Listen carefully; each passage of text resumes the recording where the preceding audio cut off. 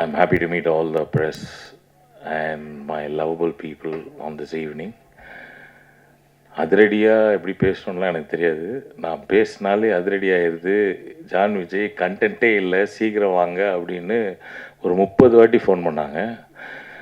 நான் எது பேசினாலும் அதை கண்டென்ட் ஆகிற என்னுடைய மீடியா நண்பர்களுக்கு வணக்கம். உங்களை பார்த்ததில் எனக்கு ரொம்ப சந்தோஷம்.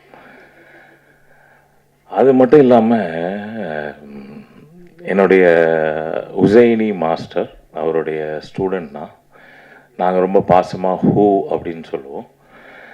அவர் கூட நான் எப்போவுமே சண்டை தான் போடுவேன். ஏன்னா அவர் கராத்தே தான் கற்றுக் கொடுத்தாரு எனக்கு. அதனால் சண்டை தான் போடணும்.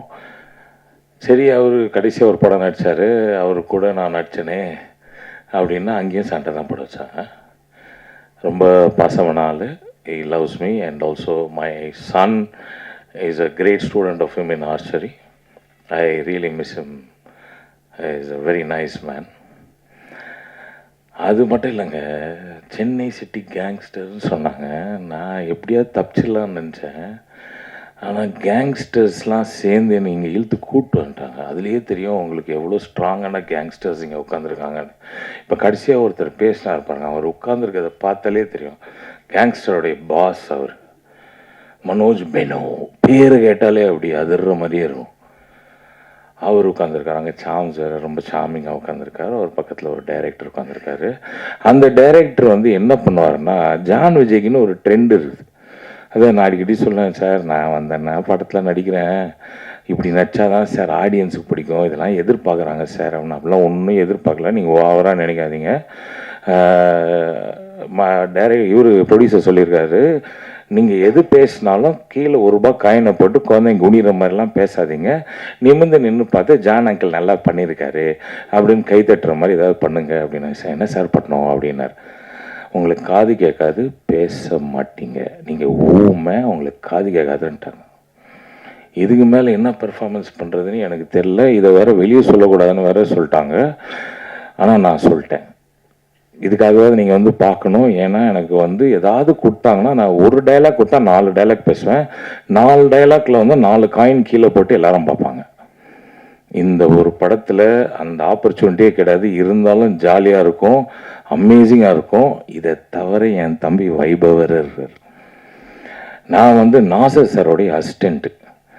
Nassar is known for his nose, மூக்கன் அப்படின்னு சொல்லுவாங்க.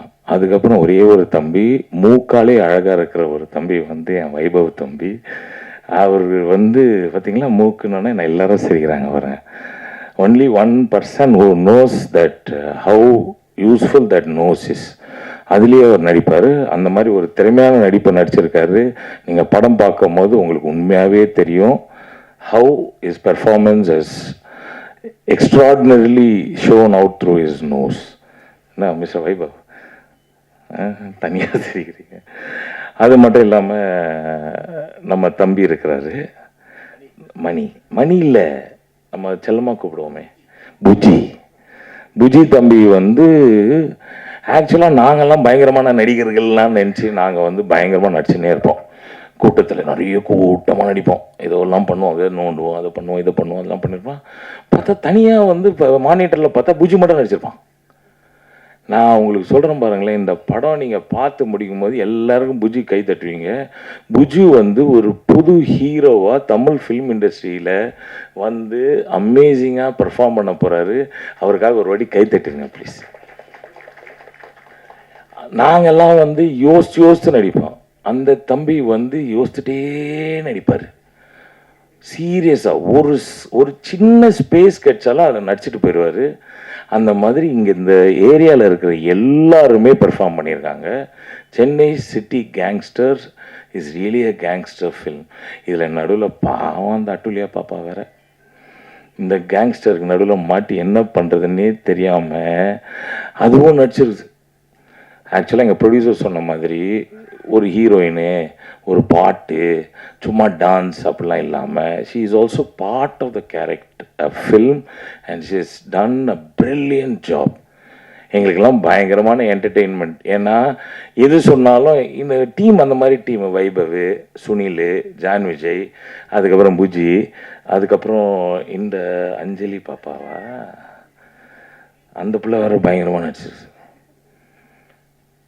இதுங்க சாரி சாரி அந்த நம்ம ப்ரீவியஸ் படத்தில் வந்து அவங்க 5 பேர் அஞ்சலிங்க. சூர்யா பாப்பா வந்து பியூட்டிஃபுல்லாக நடிச்சிருக்காங்க. நீ திடீர்னு கூப்பிட்டு என்னை வந்து மேடையில் நிற்க வச்சோன்னா கொஞ்ச நேரத்தில் ஆஃப் ஆகிட்டான். அதனால் பேர் மாற்றி சொன்னதுனால தப்பாக எடுத்துக்காதீங்க. Suriya is also done a beautiful job. இது எல்லாரையும் மேய்க்கணுன்னா எவ்வளோ கஷ்டம். இவங்க எல்லாருமே ஸ்கூலில் எப்படி இருந்திருப்பாங்கன்னு தெரியும். இந்த விக்ரம் ரொம்ப பாவங்க. எந்த சான்ஸ் கிடைச்சாலும் டக்குன்னு போய் அவன்ட்டு போயிடுவார். டென்ஷன். அவர் கூட ஒரு ஃப்ரெண்டு ஒருத்தர் இருக்கிறாரு. அவர் முடியே வெட்ட வேணாம். அவருக்கு வந்து பார்பர் ஷாப் செலவே கிடையாது. ஏன்னா ஒரு ஃப்ரெண்டு வந்து விக்ரம். இந்த மாதிரி ஒரு பயங்கரமான கேங்கோடு சேர்ந்து நான் நடிச்சிருக்கேன். I am sure you will all love it. Chennai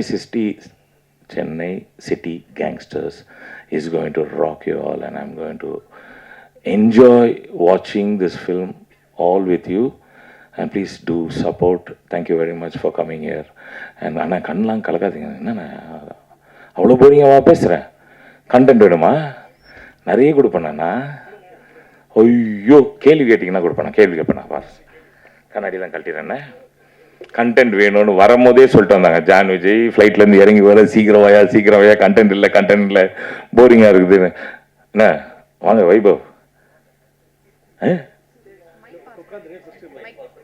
mic கொடுப்பாங்களா? தேங்க்யூ.